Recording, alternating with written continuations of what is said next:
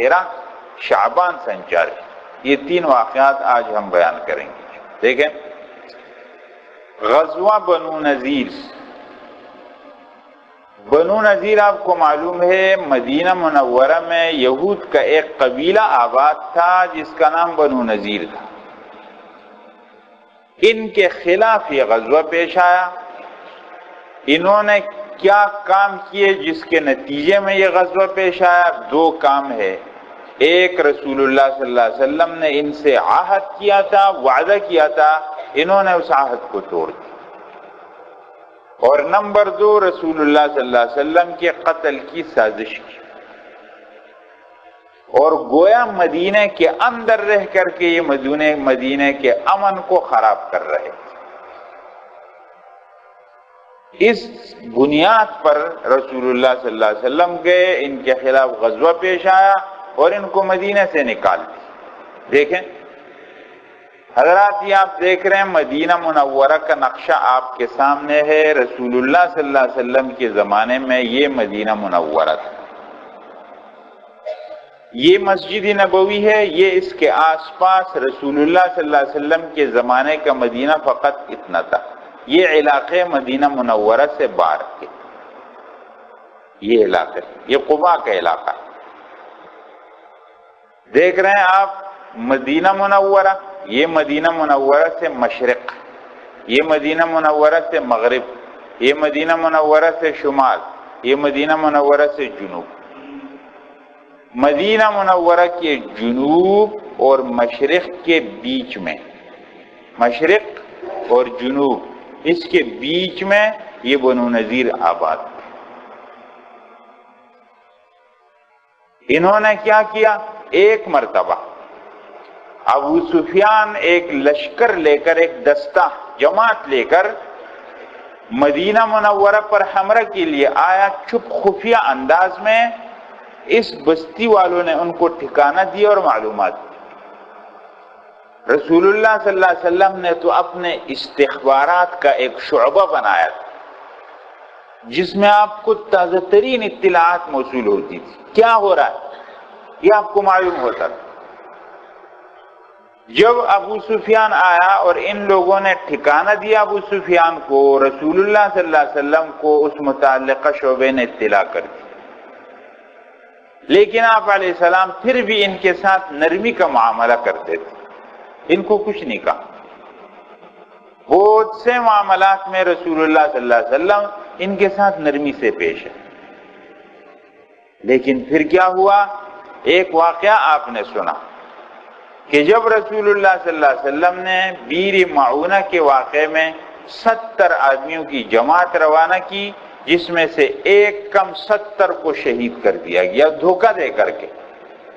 ایک صحابی اس میں عامر بن امیہ حضرمی، وہ بچ کر کے آ گئے، اور وہ جیسے ہی مدینہ کے پاس پہنچے تو اسی قبیلے کے لوگ جنہوں نے 69 صحابیوں کو شہید کیا، ان سے متعلق کچھ لوگ تھے، وہ صحابی کو تو غصہ تھا، ایک کم 70 ساتھی شہید کیے دھوکے سے۔ انہوں نے دیکھتے ان 2 آدمیوں کو مار دیا۔ رسول اللہ صلی اللہ علیہ وسلم کے پاس آئے، 2 باتیں بتائیں کہ اللہ کے رسول، ایک تو ہمارے ساتھ یہ واقعہ پیش آیا کہ ہمارے ایک کم 70 ساتھیوں کو شہید کر دیا، اور نمبر 2، جب میں ادھر مدینہ میں پہنچا تو مجھے ان سے کچھ متعلق لوگ نظر آئے، 2 میں نے مار دیا ان کو۔ رسول اللہ صلی اللہ علیہ وسلم نے اس واقعے پر تو افسوس کا اظہار کیا کہ ہمارے ساتھیوں کو دھوکہ دے کر کے شہید کیا گیا، اور اس واقعے پر آپ نے فرمایا کہ یہ آپ نے غلط کیا، ہمارا ان لوگوں سے وعدہ تھا، عہد تھا، مسلمان عہد کو نہیں توڑے۔ حضرات اس بات کو اپنے پاس بہت محفوظ کرو، جب کبھی وعدہ کرو تو وعدہ پورا کرو، اگر آپ کو اعتماد نہیں تو وعدہ مت کرو۔ بہت بڑی غلطی ہے، بہت بڑا گناہ ہے، کبیرہ گناہ ہے۔ مسلمان لوگ وعدہ کر کے توڑ دیتے ہیں، پھر اس پر کوئی ان کو احساس بھی نہیں ہے کہ ہم نے گناہ کیا۔ کتنے مسلمان لوگ اپنے آپ کو دیندار کہنے والے وعدہ کر لیں گے، پھر کل کو وہ وعدے کا وقت ہوگا، پھر نہیں ہوگا کام، اور پھر معذرت بھی نہیں کریں گے کہ ہم نے آپ کے ساتھ کچھ وعدہ کیا تھا، اور بس بات ختم ہو جائے۔ آپ اپنے معاملات کرتے ہیں، کاروبار کرتے ہیں، آپس کے تعلقات میں بہت سارے مواقع پر یہ وعدہ پیش آتا ہے، لوگ وعدہ کر کے بھول جاتے ہیں۔ کبیرہ گناہ ہے حضرات۔ اگر اعتماد نہیں ہے، انسان مجبور ہے، نہیں پورا کر سکتا ہے۔ آپ مجھ سے ایک وعدہ کریں، مجھے پتہ ہے کہ نہیں پورا کر سکوں گا، تو میں کیوں آپ کو انتظار میں ڈالوں؟ میں پہلے ہی سے صاف بتا دوں کہ میں آپ کے ساتھ وعدہ نہیں کر سکتا، صاف بتانا چاہیے۔ اور اگر وعدہ کر لیا اور پھر آپ کے ساتھ مجبوری پیش آ گئی تو آپ موقع پر اطلاع کر دیں کہ میں نے آپ کے ساتھ وعدہ کیا تھا لیکن میرے ساتھ فلانی مجبوری پیش آ گئی، میں نہیں پورا کر سکتا ہوں، تو اس لیے آپ پھر میرے انتظار میں کریں۔ بارہ رسول اللہ صلی اللہ علیہ وسلم نے صحابی کو فرمایا کہ یہ تو تم نے غلط کیا، اب ہم ان دو آدمیوں کی دیت دیں گے۔ اب رسول اللہ صلی اللہ علیہ وسلم نے ایک کام کیا تھا حضرات، یہ مدینہ منورہ میں جتنے قبائل آباد ہیں، مختلف نام ہیں، رسول اللہ صلی اللہ علیہ وسلم نے ان سب قبائل کے ساتھ وعدہ کیا، عہد کیا تھا، اگر کچھ مسلمان لوگوں پر آئے گا یا کسی اور پر آئے گا، سب مل کر کے اس تاوان کو بھریں گے۔ اب یہ دو آدمی جو قتل ہو گئے مسلمان کے ہاتھ سے، رسول اللہ صلی اللہ علیہ وسلم یہ بنو نذیر کی بستی میں گئے اور ان سے فرمایا کہ ہمارے ایک آدمی کے ہاتھ سے دو آدمی قتل ہو گئے، ہم ان کی دیت ادا کریں گے، تو تم ہمارے ساتھ اس میں حصہ ڈالو۔ رسول اللہ صلی اللہ علیہ وسلم کے حضرت ابوبکر، حضرت عمر، حضرت طلحہ یہ حضرات ساتھ ہیں۔ جب گئے تو انہوں نے کہا ٹھیک ہے، بالکل ٹھیک ہے، آپ بیٹھے۔ رسول اللہ صلی اللہ علیہ وسلم ایک دیوار کے پاس بیٹھ گئے، انہوں نے پیچھے سے ایک منصوبہ بنا۔ عمرو بن جحاش ایک آدمی تھا جن کا بڑا پہلوان آدمی تھا، طاقتور آدمی، اس کو کہا کہ جاؤ ایک باریک پتھر دیکھو اور جا کر کے اسی دیوار کے اوپر سے گرا دو جہاں رسول اللہ صلی اللہ علیہ وسلم بیٹھے ہوئے ہیں، تاکہ یہ قتل ہو جائے۔ رسول اللہ صلی اللہ علیہ وسلم کے قتل کا منصوبہ بنا۔ آپ علیہ السلام کو اطلاع ہو گئی، آپ آہستہ سے وہاں سے نکل گئے، صحابہ بیٹھے ہوئے، سمجھے کہ رسول اللہ صلی اللہ علیہ وسلم کسی تقاضے ضرورت سے گئے، ابھی آ جائیں گے، کافی دیر ہو گئی نہیں آئے، تو یہ حضرات بھی اٹھ کر کے چلے گئے۔ دیکھا تو رسول اللہ صلی اللہ علیہ وسلم تو مدینہ منورہ پہنچ گئے اور وہاں اپنے صحابہ کو بتا دیا کہ ان لوگوں نے میرے قتل کا منصوبہ بنایا تھا، مجھے وحی کے ذریعے سے اطلاع ہو۔ رسول اللہ صلی اللہ علیہ وسلم نے اب کیا کیا ہے؟ غزوہ بنو نذیر کا پہلا مرحلہ دیکھیں، پہلے مرحلے میں رسول اللہ صلی اللہ علیہ وسلم نے ان کو حکم کیا کہ تم مدینہ سے نکل جاؤ۔ تم نے پہلے بھی مدینہ پر حملہ کرنے والوں کو ٹھکانہ دیا اور اب تم نے قتل کا منصوبہ اور سازش کی، تو تم تو مدینہ کے امن کو تباہ کر رہے ہو، تم یہاں پر رہنے کے قابل نہیں، تمہاری فطرت میں فساد پڑا ہوا، ہم تمہارے ساتھ نرمی کرتے ہیں، تم اس کا ناجائز فائدہ اٹھاتے ہو۔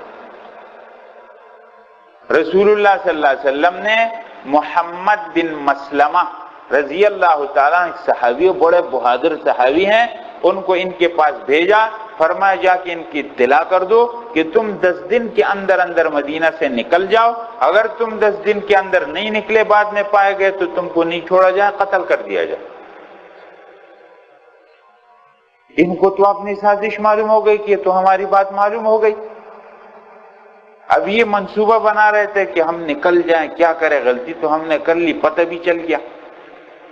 مدینہ کے اندر کچھ لوگ رہتے تھے جن کو منافقین کہتے تھے، جو اپنے آپ کو مسلمان کہتے تھے، رسول اللہ صلی اللہ علیہ وسلم کے پیچھے نماز پڑھتے تھے، لیکن اندر سے ان کی ہمدردی کافروں کے ساتھ تھی۔ وہ اسلام کی فتح پر غمگین ہوتے تھے، کافروں کی کامیابی پر خوش ہوتے تھے، اور ان کی ہمدردی کافروں سے ملی ہوئی تھی۔ ان لوگوں نے چپکے سے پیغام بھیجا ان بنو نذیر کے لوگوں کو، تم بالکل گھبراؤ نہیں، تم ڈٹ کر مقابلہ کرو، ہم تمہارے ساتھ۔ تمہیں کوئی مدینہ سے نہیں نکال سکتا۔ یہ وہ لوگ ہیں جو رسول اللہ صلی اللہ علیہ وسلم کی مجلس میں بیٹھ کر قسمیں کھا کر بڑی بڑی باتیں کرتے تھے اور خفیہ ان کے تعلقات کسی اور سے تھے۔ انہوں نے کہا کہ تم ہٹو نہیں، ہم تمہارے ساتھ ہیں، تمہیں کوئی نہیں نکال سکتا۔ لئن قتلتم لننصرنکم لئن اخرجتم لنخرجن معکم ولئن قتلتم لننصرنکم، اگر تم کو نکالا گیا ہم تمہارے ساتھ نکلیں گے، اگر تمہارے ساتھ لڑائی کی گئی تو ہم تمہاری مدد کریں گے۔ 10 دن نہیں گئے، رسول اللہ صلی اللہ علیہ وسلم جماعت لے کر کے گئے، بنو نذیر کا گھیراؤ کر دیا، محاصرہ کر دیا، محاصرہ کر دیا، اندر بند ہو گئے۔ دوسرا مرحلہ آتا ہے جب رسول اللہ صلی اللہ علیہ وسلم گئے اور ان کے ارد گرد محاصرہ ڈال دیا۔ انہوں نے قلعے کے اندر بند ہو کر تیر مارنے شروع کیے، پتھر مارنے شروع کیے۔ رسول اللہ صلی اللہ علیہ وسلم اپنی جماعت کے ساتھ ارد گرد بیٹھ کر کے گھیرا ڈالا، نہیں نکلے، فرمایا باہر آ جاؤ، تو نہیں نکلے۔ حضرات آپ دیکھ رہے ہیں بنو نذیر کی بستی کے آس پاس کھجور کے باغات تھے۔ کھجور کا ایک خاص درخت ہے جو خاص میوادار نہیں ہوتا، اس کا نام لینا ہے عربی میں۔ رسول اللہ صلی اللہ علیہ وسلم نے حکم فرمایا لینا کے درخت کاٹ دو، ان کو آگ لگا دو۔ جب آگ لگی اور درخت کاٹنے شروع ہو گئے، جس کی آڑ میں یہ لڑ رہے تھے بس ان کی حالت خراب ہوئی، فوراً کہا کہ نہیں ہم آتے ہیں بات۔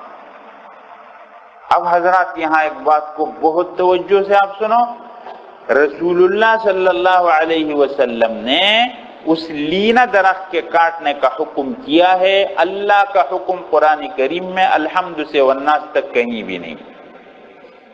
رسول اللہ صلی اللہ علیہ وسلم نے حکم کیا، لیکن قرآن کریم نے پارہ نمبر 28 سورۃ الحشر میں کیا فرمایا؟ ما قطعتم من لینۃ او ترکتموها قائمۃ علی اصولها فباذن اللہ، تم نے لینا کا جو درخت کاٹا یا اس کو اپنی تنے پر کھڑا چھوڑا، یہ سب اللہ کے حکم سے تھا۔ گویا رسول اللہ کا حکم یہ اللہ کا حکم ہوتا ہے۔ یہاں سے ایک بات معلوم ہو گئی، اس امت کے اندر ایک طبقہ ہے جس کو پرویزی طبقہ کہتے ہیں، وہ رسول اللہ صلی اللہ علیہ وسلم کے احادیث کو نہیں مانتا ہے۔ وہ کہتے ہیں ہم صرف قرآن مانتے ہیں، اپنے آپ کو اہل قرآن کہتے ہیں، اور رسول اللہ صلی اللہ علیہ وسلم کی احادیث کو حجت نہیں مانتے، منکر ہیں اس سے۔ وہ لوگ اس آیت کا بھی منکر ہو جائیں گے۔ یہ نظریہ غلط ہے۔ جس طرح کہ قرآن دلیل ہے، رسول اللہ صلی اللہ علیہ وسلم کا قول اور رسول اللہ صلی اللہ علیہ وسلم کا فعل یہ بھی دلیل۔ بہرحال رسول اللہ صلی اللہ علیہ وسلم جب محاصرہ ڈالا اور درخت کو آگ لگائی، کاٹا، تو بس وہ گئے، کہاں ہم اترتے؟ آپ علیہ السلام نے حکم فرمایا ٹھیک ہے تم نکل جاؤ، تم اپنے ساتھ جو سامان لے جا سکتے ہو وہ لے جاؤ، لیکن اسلحہ لے جانے کی اجازت نہیں ہے۔ یہ تیسرا مرحلہ پیش آیا، آپ نے حکم فرمایا نکل جاؤ یہاں سے۔ یہ لوگ نکلے ہیں اور شام کی طرف خیبر کا ایک علاقہ ہے وہاں چلے گئے، اور اس طرح ایک بستی جو بنو نذیر کی تھی اس ختم ہو گئی۔ اب مدینہ منورہ میں صرف قریظہ کے یہودی رہ گئے، باقی ختم ہو گئے۔ اب مدینہ میں کافی حد تک امن و امان قائم ہو گیا۔ جب یہ ختم ہوا اور ان کے ہاتھ سے کچھ مال آیا تو چوتھا مرحلہ آتا ہے کیا؟ مال فے کی تقسیم۔ اس بات کو آپ بہت غور سے سنیں۔ مال فے ہوتا ہے کیا؟ جب لڑائی ہوتی ہے اور لڑائی کے بعد کچھ مال ہاتھ میں آتا ہے اس کو کہتے ہیں مال غنیمت، اور لڑائی کے بغیر ہاتھ میں آ جائے تو اس کو کہتے ہیں مال فے۔ دونوں میں کیا فرق ہے؟ مال غنیمت کے 4 حصے مجاہدین میں تقسیم کیے جائیں گے اور 1 حصہ بیت المال میں آ جائے گا، اور مال فیل سارا کا سارا یہ بیت المال میں، اس میں مجاہدین کو نہیں ملے گا۔ اور رسول اللہ صلی اللہ علیہ وسلم اور پھر مسلمانوں کا امیر، اس کو مکمل اختیار ہے کہ وہ اس کو کہاں لگاتا ہے مسلمانوں کے مفاد میں۔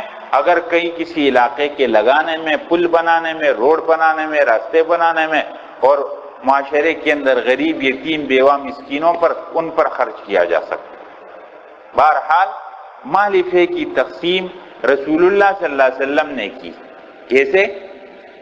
آپ علیہ السلام نے مہاجرین اور انصار کو جمع کیا، مہاجرین اور انصار کو جمع کیا اور فرمایا، اے مہاجرین، تم نے اب تک انصار کو ٹھکانہ دیا۔ حضرات یہ بات آپ کو معلوم ہے، مہاجرین اور انصار کس کو کہتے ہیں؟ جنہوں نے مکہ مکرمہ سے اپنے آباد گھر چھوڑے اور اپنے بھرے ہوئے گھر چھوڑ کر کے مدینہ منورہ گئے خالی ہاتھ، صرف دین کے لیے خالی ہاتھ گئے۔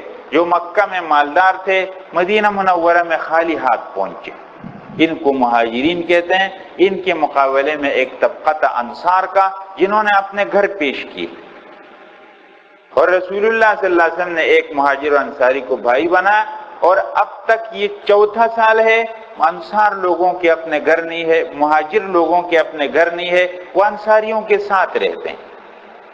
اس موقع پر جب مال آیا، زمین آئی ہاتھ میں، رسول اللہ صلی اللہ علیہ وسلم نے انصاری لوگوں سے فرمایا، اگر تم چاہو تو یہ مہاجر تمہارے ساتھ اس میں شریک رہیں، میں مال تمہارے درمیان تقسیم کر دوں، کچھ تم کو کچھ مہاجرین کو، لیکن یہ پھر بھی تمہارے ساتھ رہیں، اور اگر تم چاہو تو یہ انہی کو دے دیا جائے، اور یہ جو تمہارے ساتھ رہتے ہیں تمہارا مال تم کو اکیلا رہ جائے، ان کو میں یہ حصہ دے دوں۔ یہ جو اب تک تمہارے ساتھ رہتے ہیں یہ نظام ختم ہو کر ان کی مستقل وہ ہو جائے، یہ تم پر بوجھ نہ بنے۔ جب رسول اللہ صلی اللہ علیہ وسلم نے یہ بات کی تو انصار کے دو سردار ہیں، سعد بن معاذ، سعد بن عبادہ، یہ ایسے ہی پائے کے لوگ ہیں جیسے حضرت ابوبکر و عمر رضی اللہ عنہ۔ ان دونوں حضرات نے کہا، اللہ کے رسول، ہماری مرضی یہ ہے کہ آپ یہ مال سب دے دیں مہاجرین کو، یہ پھر بھی ہمارے ساتھ شریک رہیں۔ قرآن کریم نے ان کی تعریف کی ہے، والذین تبوؤوا الدار والایمان من قبلهم يحبون من هاجر الیہم ولا یجدون فی صدورهم حاجة مما اوتوا ویؤثرون علی انفسهم ولو کان بهم خصاصہ، جنہوں نے ٹھکانہ دیا اور وہ اپنے اوپر دوسروں کو ترجیح دیتے ہیں اگرچہ خود ان کی حالت کیسے ہی۔ بہرحال یہ مال تقسیم کر دیا گیا انصار میں۔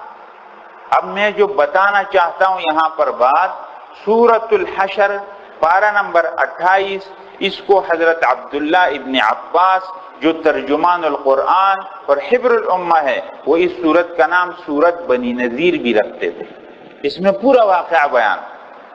یہاں قرآن کریم نے ایک معاشی اور ایک اقتصادی اصول بیان کیا۔ آپ کو معلوم ہے دنیا میں معیشت کے حوالے سے 3 نظام چلتے ہیں، ایک سرمایہ دارانہ نظام ہے، سرمایہ داری کا نظام، ایک اشتراکی نظام، اور ان دونوں کے بیچ میں اسلامی نظام۔ سرمایہ دارانہ نظام کیا ہے کہ آپ کو پیسہ کمانے کی مکمل چھٹی اور آزادی، آپ کو مکمل آزادی ہے، آپ مال کما جیسے کماتے۔ اب دیکھتے ہیں کہ لوگوں کے جنسی جذبات کو ابھارنے میں پیسہ زیادہ ہے تو وہی پیسہ وہاں لگایا جاتا۔ آپ دیکھتے ہیں آج ہر چیز کے اشتہار میں عورت کی تصویر کیوں شامل ہو گئی؟ عورت کے ذریعے سے لوگوں کو اپنی طرف مائل کیا جاتا ہے اور پھر پیسے کمائے جاتے ہیں۔ ماچس ہے تو اس پر عورت کی تصویر، اور کوئی چیز ہے، صابن ہے تو عورت کی تصویر، بستر ہے تو عورت کی تصویر، اور کوئی بھی چیز ہے عورت کی تصویر، عورت کھلونے کے طور پر استعمال ہوگی۔ یہ سرمایہ دارانہ نظام، پیسے کی مکمل اجازت، اور کمانے میں اجازت، اور خرچ کرنے میں کیا ہے، کوئی پابندی نہیں ہے کہ کہاں لگاؤ کہاں نہیں لگاؤ، آپ کی مرضی۔ ایک اشتراکی نظام ہے اس کے مقابلے میں۔ اشتراکی نظام میں آپ مالک نہیں بنیں گے، حکومت مالک بنے گا، آپ حکومت کے نوکر ہوں گے، سب جائے گا حکومت کے پاس، ذاتی مالک کوئی نہیں بنے گا، روس کے اندر وغیرہ کے اندر۔ اسلامی نظام ان کے بیچ بیچ میں. کیا آپ کو کمانے کی اجازت، آپ ذاتی مالک بن سکتے ہیں لیکن آزاد نہیں. کمانے میں آزاد نہیں ہے، کچھ پابندیاں ہیں. خدائی پابندی، خدا نے یہ چیز منع کی تو وہ آپ نہیں کما سکتے. ریاستی پابندی، اگر ملک کے قانون میں ایک چیز پر پابندی ہے اور ملک کا وہ قانون شریعت کے خلاف نہیں ہے تو اس کی پابندی بھی لازمی. اور تیسری پابندی اخلاقی پابندی. اگر ایک چیز نہ خدا نے پابندی لگائی نہ ریاست نے پابندی لگائی لیکن اخلاقاً وہ نہیں کرنا چاہیے. اگر میرے پاس پیسے ہیں میں اس سے ایک پارک بنا سکتا ہوں بڑا، لوگ اس میں عشرت کریں، اور میں اس میں چھوٹے چھوٹے مکانات بھی بنا سکتا ہوں کہ سستے قیمت میں لوگوں کو گھر فراہم کروں. مجھے دونوں کی اجازت ہے. خدا نے کوئی پابندی نہیں لگائی، ریاست نے کوئی پابندی نہیں لگائی، لیکن اخلاق کا تقاضا یہ ہے کہ اس سے گھر بناؤ، پارک کو چھوڑ. اس کو اخلاقی پابندی کہتے ہیں. یہ دولت کے کمانے کے طریقے اور پھر دولت خرچ کرنے کے طریقے، گردش دولت، تقسیم دولت. جب مال تقسیم ہو تو صرف مالدار ہاتھوں میں نہ آئے اور جائے. ایک مالدار کے ہاتھ سے آیا اور دوسرے مالدار کے ہاتھ میں، اور غریب درمیان میں تماشا کرتا. سرمایہ نظام میں ایسا ہو. کیسے؟ ایک غریب آدمی نے مارکیٹ کے اندر دکان کھولی، چند سرمایہ دار لوگوں نے مارکیٹ میں دکانیں کھولی ہوئی، انہوں نے دیکھا یہ آدمی آ گیا مارکیٹ میں، انہوں نے اپنے ریٹ گرا دیے نیچے. جناب نے ریٹ گرائے، اس آدمی نے ایک سامان خریدا مثلا 20 روپے میں، اب وہ لوگ 15 روپے میں بیچ رہے ہیں اور اس کو ملا ہے 20 کے اندر، تو اس کے پاس کوئی آتا ہی نہیں ہے، تماشا کرتا رہتا ہے. آخر تنگ آ کر کے اس نے کہا کہ بس یہ مجھ سے 15 میں لے لو، میں جاتا ہوں. دکان بند کر کے چلا گیا. مارکیٹ پر چند لوگوں کا قبضہ ہو جاتا ہے. اور حضرات آپ کو معلوم ہے آج سے کئی سال پہلے پاکستان کے قومی اسمبلی کے اندر ایک وزیر خزانہ تھا محبوب الحق، اس نے کہا تھا، اور وہ بات آج بھی موجود ہے ایک کتاب کے اندر. اس کتاب کا نام ہے پاکستان کو لوٹنے والے. اس کتاب میں یہ بات درج ہے کہ پاکستان کے ٹوٹل وسائل پر 22 خاندانوں کا قبضہ ہے. اسلام کیا کہتا ہے؟ سورہ حشر پارہ نمبر 28 کے اندر کَإْ لَا يَكُونَ دُولَةً بَيْنَ الْأَغْنِيَاءِ مِنْكُمْ، مال صرف تمہارے مالداروں کے درمیان چکر نہ کاٹے. ایک مالدار کے ہاتھ سے گیا دوسرے کے ہاتھ میں. مالدار سود پر پیسے دیتا ہے اور غریب آدمی کما کر کے تھک گیا اور مالدار ٹیک لگائے وہ کچھ کام نہیں کرتا ہے. اس نے اپنے جیب میں پیسے رکھے ہیں، صرف سود پر پیسے دیتا ہے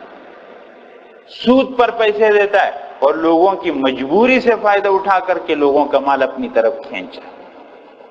ایسے خونخوار لوگ معاشرے کے اندر، سودخور لوگ، خونخوار لوگ، یہ بالکل اسلامی نظام کے خلاف. قرآن نے کہا کہ مال تمہارے مالداروں کے درمیان چکر نہ کاٹے، مال تمہارے مالدار کے ہاتھ میں آ کر کے غریب کی طرف چلا جائے.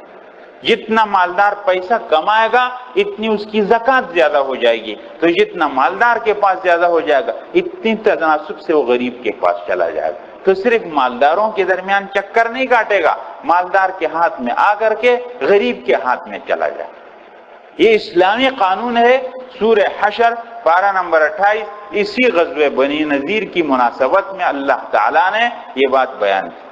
وہی بات میں نے پہلے بھی آپ کے سامنے بیان کی ہوگی. حضرات، لوگ کہتے ہیں، ماہرین نے یہ بات کی ہے کہ اگر مسلمانوں کا مالدار طبقہ صحیح ترتیب اور صحیح منصوبہ بندی سے 2.5% زکوٰۃ، 100 میں 2.5 روپیہ، اگر یہ صحیح منصوبہ بندی سے اور صحیح ترتیب سے زکوٰۃ نکالنا شروع کرے مسلمانوں کا مالدار طبقہ، تو 5 سال کے اندر پاکستان سے غربت ختم ہو جائے گی.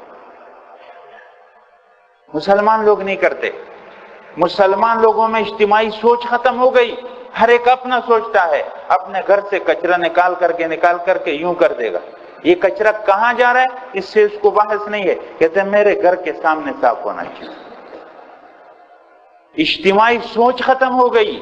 رسول اللہ صلی اللہ علیہ وسلم ہم کو اجتماعی سوچ کی تعلیم دیتے ہیں. آپ علیہ السلام کیسے پورے امت کو جوڑ رہے ہیں اور ان میں اجتماعی سوچ، تم سب کے لیے سوچنا شروع کرو.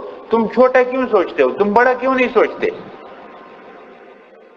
تو آپ علیہ السلام کی تعلیم حضرات، اجتماعی سوچ، اپنے سوچوں کو تھوڑا بلند کرو، اپنے سوچ کی سطح اوپر لے جاؤ، یہ آپ علیہ السلام کی سیرت ہم کو سکھاتی۔ بہرحال یہ 4 مرحلے پورے ہو۔ آگے دیکھیں، یہ ہے وہ 4 مرحلے۔ پہلے مرحلے میں رسول اللہ صلی اللہ علیہ وسلم نے ان کو شہر بدری کا حکم کیا، دوسرے مرحلے میں ان کا محاصرہ کیا، تیسرے مرحلے میں ان کو نکال دیا، چوتھے مرحلے میں رسول اللہ صلی اللہ علیہ وسلم نے وہ معرف انصار کو دے دیا، مہاجرین کو دے دیا، اور اس طرح انصار پر جو ایک بوجھ تھا وہ رسول اللہ صلی اللہ علیہ وسلم نے ختم فرمایا۔ آگے دیکھیں، یہ ہے غزوہ نجد۔ حضرات آپ کو معلوم ہے جب جزیرۃ العرب، یہ پورا جزیرۃ العرب، اس کو جب تقسیم کرتے ہیں تو یہ مشرقی جانب اس حصے کو نجد کا علاقہ کہتے ہیں، اور اس بیچ کے حصے کو حجاز کا علاقہ کہتے ہیں، اور اس پانی سمندر کے ساتھ اس علاقے کو، پہاڑی علاقے کو تہامہ کا علاقہ کہتے ہیں۔ یہ مشرقی علاقہ اس کو کہتے ہیں نجد کا علاقہ۔ یہاں سے رسول اللہ صلی اللہ علیہ وسلم کو اطلاع وصول ہو گئی کہ یہاں کچھ قبیلے ہیں، غطفان، یہاں قبیلے ہیں، محارب، بنو محارب اور بنو ثعلبہ، ان کی شاخیں ہیں، وہ کچھ منصوبہ بندی کر رہی ہیں اور مدینہ منورہ پر حملہ کرنے کے لیے کوئی اپنی ترتیب بنا رہے ہیں۔ جیسے ہی رسول اللہ صلی اللہ علیہ وسلم کو اطلاع ملی تو آپ مدینہ منورہ سے گئے نجد کے علاقے، غطفان کے اس علاقے میں جو قبائل تھے، اور جب آپ علیہ السلام ان کے سر پر پہنچے اپنی جماعت کے ساتھ، ان کا منصوبہ ناکام اور وہ بکھر گئے، ادھر ادھر پہاڑوں کے اندر چلے گئے۔ دیکھو یہ بات بار بار آپ کے سامنے آ رہی ہے، رسول اللہ صلی اللہ علیہ وسلم کی سیرت ہم کو کیا سکھاتی ہے کہ دفاع کا مطلب کیا ہے۔ اگر آپ کو معلوم ہو جائے کہ کوئی آدمی یا کچھ مجموعہ یا گروہ یا گروپ کہیں بیٹھ کر کے کوئی سازش کر رہا ہے تو آپ دفاع کرنا چاہتے ہیں، تو آپ ان کے سر پر پہنچ کر ان کی سازش کو ناکام کر دیں، یہ معنی ہے دفاع کا۔ یہ معنی دفاع کا نہیں ہے کہ آپ کو اطلاع ملی اور آپ نے ان کو جمع ہونے دیا، آپ نے ان کو منصوبہ بنانے دے دیا، اور جب وہ آپ کے سر پر آئے تو آپ کھڑے ہو گئے کہ میں دفاع کروں گا، اس کو تو دفاع نہیں کہتے۔ احد کے واقعے سے عرب کے اندر کچھ لوگوں میں پھر ہمت پیدا ہو گئی، اور وہ مدینہ منورہ پر پھر چاروں طرف سے خطرات بڑھ گئے۔ احد سے کم، احد سے پہلے بدر کے واقعے سے لوگوں پر مسلمانوں کا رعب بیٹھ گیا تھا، احد کے واقعے سے وہ رعب کچھ کم ہو گیا۔ اب جب یہ بات رسول اللہ صلی اللہ علیہ وسلم نے ادھر سے نکال دیا کن کو، بنو نذیر کو، اور پھر وہاں جا کر کے ان کے منصوبے کو ناکام بنا دیا، تو لوگوں پر پھر رعب قائم ہو گیا، اور پورے جزیرۃ العرب میں پھر امن و امان قائم ہو گیا۔